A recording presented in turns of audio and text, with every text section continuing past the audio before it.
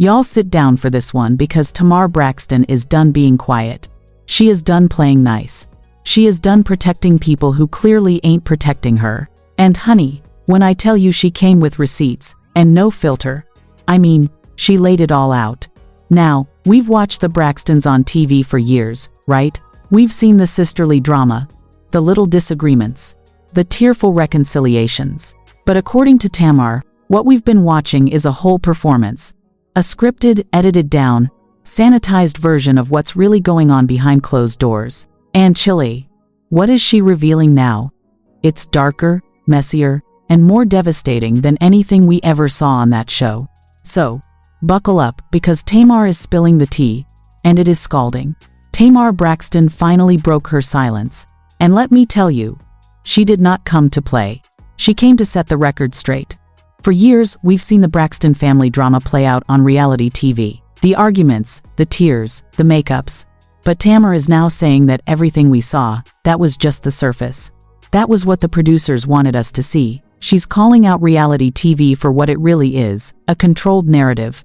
She says, producers pick and choose what makes it to air, and what gets buried stays buried. And the stuff that got buried, honey, that's the real drama. The stuff that's too messy.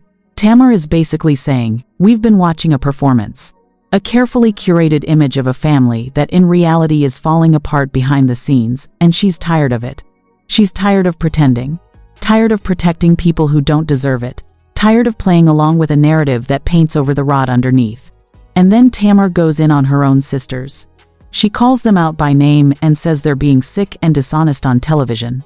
Sick. That's the word she used, not just fake. Sick. Like there's something fundamentally wrong with continuing the charade. She says her sisters perform for the cameras. They cry on cue. They hug on cue. They argue on cue. But the real issues, the deep, painful, traumatic family issues, those don't get addressed. Those get swept under the rug so they can keep selling the aspirational black family image to the audience. And Tamar, she's had enough. She basically said, if y'all not going to keep it real, if y'all not going to face the truth, then get off TV. Hold on. My niece Ashley, who we love very much, posted her videos on social media with some accusations about her family. My family was a little surprised. Well, there was a lot going on the internet. Tamar announced that she would be interviewing our niece Ashley on Tamar's podcast. I didn't think it was a good idea. I am getting Ashley. You're not going to make me feel bad about that. I wanted her to come to a safe place to tell her. Stop acting like everything is fine when it's not. Stop pretending to be a close-knit family when you're not even speaking to each other off camera. She's calling them out for choosing image over honesty, for choosing the paycheck over accountability, and she's positioning herself as the only one willing to say what nobody else will say. Now it gets legal. Tamar brings up a cease and desist situation involving her sister Towanda. Yes, legal threats are flying in this family now. We're not just talking about petty arguments anymore. We're talking about lawyers getting involved. Apparently, there was a clip, some kind of footage, and whatever was in that clip, it caused enough tension that a cease and desist letter got sent. Tamar hints that this unseen footage contains some dark family issues, things that the family desperately wants to keep hidden, things that would shatter the image they've worked so hard to maintain. But Tamar, she's not interested in keeping secrets anymore. She's not interested in protecting people who are trying to silence her. So, she's talking about it anyway. She's letting us know that whatever is in that clip, it's serious enough that the family is willing to take legal action to keep it under wraps. And this is where things get absolutely heartbreaking because Tamar doesn't just hint at family dysfunction. She names names and tells stories that will leave you shook. She talks about her niece, Ashley. That's her brother's daughter. Ashley has a sister who passed away. Already tragic, right? But then Tamar drops a bomb that nobody saw coming. She reveals that Trina's deceased husband, yes, the man who passed away, allegedly sexed Ashley, her own niece. Let that sink in for a second. And it doesn't stop there. Tamar also addresses her brother's abusive behavior. She's putting it all out there. The abuse, the manipulation, the secrets that have been buried to keep up appearances. She says these serious family traumas have been ignored, pushed aside, silenced. Also, the family could maintain this perfect polished image for television and social media. And when Tamar tried to address these issues, when she tried to bring the truth to light, Her sisters turned against her. They made her the villain for speaking up about what happened. Can you imagine being punished for telling the truth about abuse and trauma in your own family? That's what Tamar says happened to her. And she's done being the scapegoat. This is really the heart of Tamar's message. She says the Braxton family is more concerned with looking good than being good. They want to appear perfect and aspirational on TV. They want to be the family everyone looks up to. The successful, beautiful, talented Black family living their best lives. But behind that image, Tamar says there's manipulation, dishonesty, dysfunction. And when she tried to hold people accountable, when she tried to say, hey, we need to deal with this, they shut her down. They chose the image over the healing, and Tamar positions herself as the only one willing to speak on the dysfunction. Blame for something that I didn't do. So who gave the man my address? That's called an attorney. Oh, he can't find my address. In that letter. That house not even under my name, 'cause I know y'all don't give a about me. I'm not expecting y'all to really give a about me. But what I am asking about is my child. The only one willing to risk her reputation, her relationships, and her peace to tell the truth. She's saying, if y'all won't keep it real, I will. Now, let's talk about something that makes this whole situation even more serious. Tamar reveals that she had a traumatic home break-in. Someone broke into her house. Can you imagine how terrifying that is? Especially when you're a public figure. Especially when you have a child. After that break-in, Tamar was so scared that she moved in with her mother. She didn't feel safe in her own home. And in an interview, she shared that she now spends serious money on security. We're talking about a whole security system, probably bodyguards, the works. She wanted her address kept private. She needed it kept private to protect herself and her son. This wasn't about being bougie or secretive. This was about safety. About making sure that after that traumatic break-in, she and her child would be protected. And here's where the betrayal gets absolutely cold. Someone in Tamar's own family gave out her address, leaked it, violated her privacy in the worst possible way. This wasn't just a messy family drama anymore. This was dangerous. This put Tamar and her child at risk. And the person who did it, they knew about her safety concerns. They knew about the break-in. They knew about her fear. They knew about her son. And they gave out that address anyway. Tamar feels deeply, deeply betrayed, because how do you do that to your family? How do you put someone's life in danger just because you're mad at them? How do you risk the safety of a child because you're in your feelings? Tamar reveals that her home is not even under her legal name. That's how serious her security concerns are. She had her property registered under a different name, specifically to prevent people from easily finding her address. That's a whole extra level of protection that she put in place. But that leak, it destroyed the entire security structure she had built. All that effort, all that money, all those precautions gone because someone in her family decided to weaponize her private information. Tamar calls the leak dangerous and careless. And she's right. This isn't a petty drama. This is someone's life. This is someone's child. And so, when my house, got robbed, that was really hard for me. And people that's close to me knew that. And I have gone to great lengths and spent an obscene amount of money keeping my home and keeping myself safe because it's just Logan and myself. Yeah. And when that was violated, that was like, wow.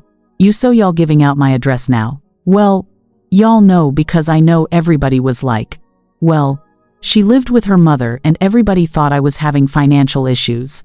No, that wasn't the case. I just didn't feel safe anywhere. Yeah. You know.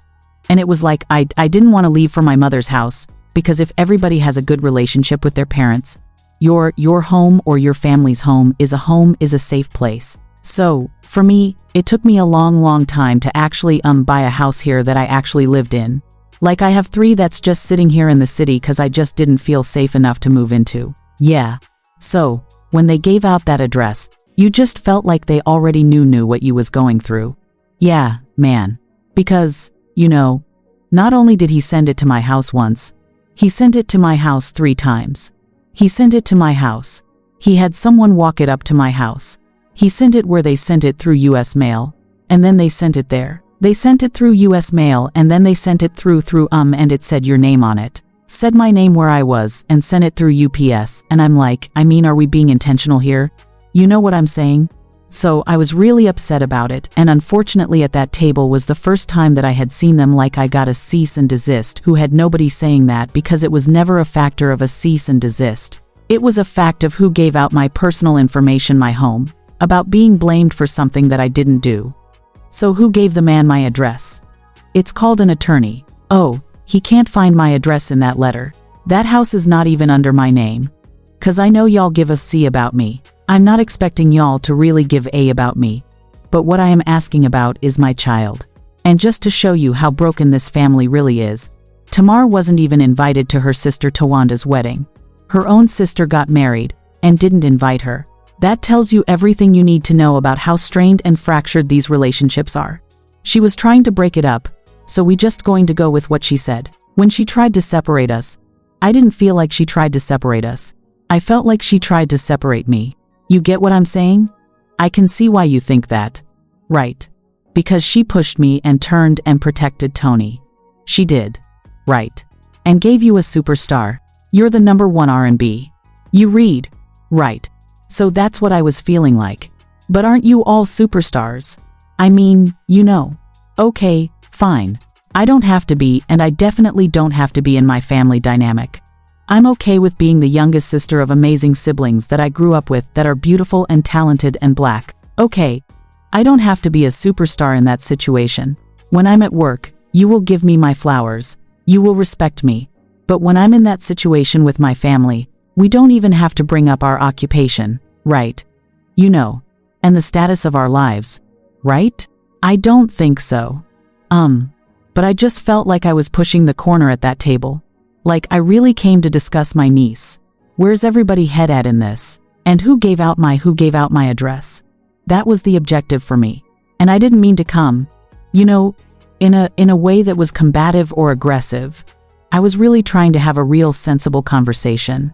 Now, when people started pushing my back up against the wall and I had to come out fighting, that's exactly what happened. Yeah. Do you feel, did this happen? This whole situation, the cease and desist, was that sent before Tanda's wedding? All of that was sent before Tanda's wedding, and before the bridal shower that I was invited to. But I wasn't invited to.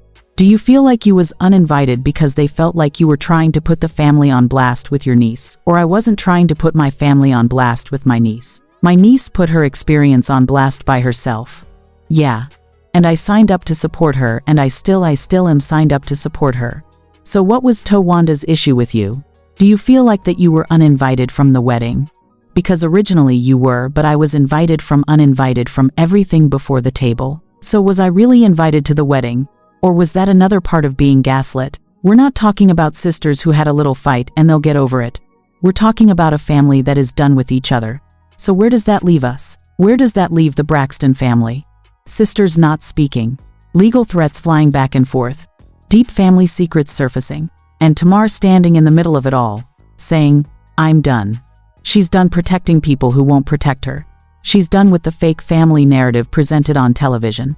She's done pretending everything is fine when it's falling apart. And she wants us to know the real Braxton drama is far worse than what we've been watching on TV. The stuff we saw was sanitized, edited, and made palatable for entertainment. But the truth, the real truth, it's darker, messier, and more painful than any of us imagined. Tamar Braxton has officially said, I'm not playing this game anymore. And honestly, can you blame her? So, that's where we are, y'all. The Braxton family is in shambles. Tamar is out here telling all the secrets, and the image they work so hard to build, it's crumbling. What do you think? Is Tamar right to speak out, or should some things stay private? Let me know in the comments, and if you made it this far, hit that like button and subscribe, because we're going to keep following this story. This is just the beginning, honey.